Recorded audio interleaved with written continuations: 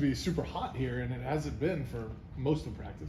Yeah, we'd love to have some fall camp heat. We did for 2 days, and then it's been, as you all know, like spring weather. So, you know, you can't control that. You do the best you can. We had a nice humid day yesterday. Got the guys sweating. But as always, we expect September games at home to be warm. The first one being at night helps a little bit, probably. But there's nothing I can do about that. Any update on how some of the position battles are shaking out, maybe on the O-line with defensive stuff? Yeah, I'm excited about the depth and the competition. I'm not going to give you any intel. Obviously, that doesn't help our team to help you with that information. So, but we have really good competition right now, and on both sides of the football. I told the staff that yesterday, from the specialists all the way through the position groups. It's been refreshing because sometimes when you get to your 2s and then your 3s, there's a massive drop off, and we're not seeing that. We're seeing guys know what they're doing, they're playing hard, they're getting better. And so it's been a fun training camp competitively. You talked a lot about coachability with this team. Yeah. You know, now that we're kind of midway through camp here, are you seeing that play out? Oh yeah. It's a really fun group to coach. They listen, they take criticism well, they want to get better, they're intentional about it, they communicate.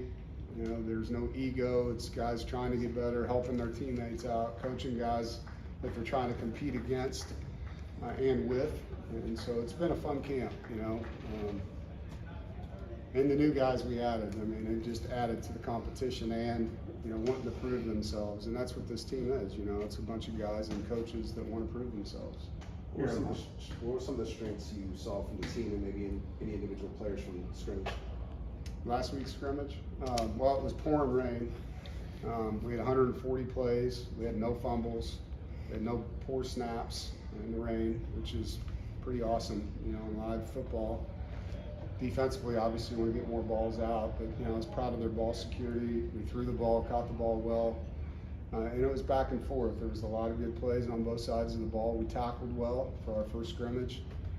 Jonathan Paylor had a really good day in the scrimmage, so we were excited to see him, you know, because when you're not tackling, you know, you just don't know. People, I got him, you know, and then it's live, and you may not have him, you know, and so that was good to see.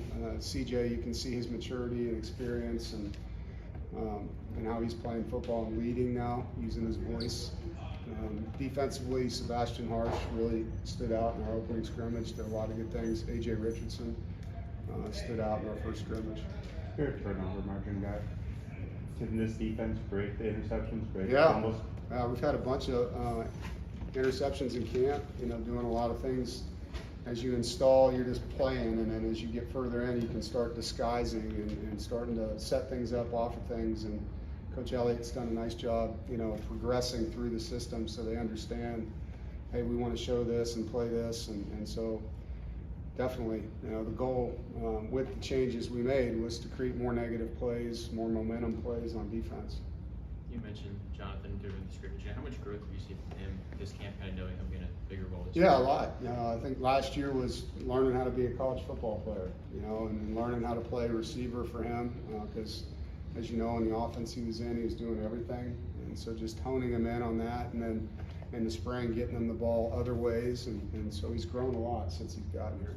Do you see any similarities between what Naheem went through with the slot receiver, running back, and then what Jonathan? I think it's very similar. Yeah, I think it's a really similar thing. They were both guys that carried the ball a lot in high school, that we had them be a wide out. Now, how can we get them the ball in other ways, which is what they did in high school. And there's a, you know, for them, it's more comfortable probably, you know, when they're getting the ball than just running routes where you may get 7 or 8 a game, right? And so, if you're lucky. But it's been a smoother transition, not than Naheem, but just than I expected. You know, I thought he's done a really good job picking things up. With your skill players, last year there was a lot of hype with the transfers of Noah and Jolie. Maybe they didn't like totally live up to it, but now like a lot of those guys are back. Like, are you feeling like maybe like the year after is the year with that group and what they could do? Well, you know, anytime, same thing with coaches, anytime you're going into the second season with somebody, you have that year of experience, you have the good things they did, the bad things, you can put things in place to improve them as players. In year one with a coach or year one with a player, there's a lot of things you don't know. And so there's growing pains that you go through, and then, you know, the players that returned have gotten a lot better, you know, in the off-season program, learning what to do with their bodies so they can play at a higher level. Understanding the system, knowing their teammates. It's the same thing with coaches. They understand the routine, they know what the expectations are, they know their players, they know how to coach them. And so I expect a lot of growth, you know, in the guys that came back that are second-year players for us from last year. You have the weather outside, obviously you have this indoor, so you have this kind of balance. You're gonna have to play games in the rain at some point. What goes into the decision-making process? Okay, let's go indoor today. Maybe we need to burn some outside in the weather. How do you make that decision? It just depends on what the weather is. I mean, if it's an average to, you know, light rain, we're gonna be in the rain. But when it was buckets like it was today, you're not gonna get a lot of good work, and the guys are gonna be falling down, and you can't run your offense the way you want systematically. And we wanted to do some really good situational football today, so, you know, being inside helped us do that.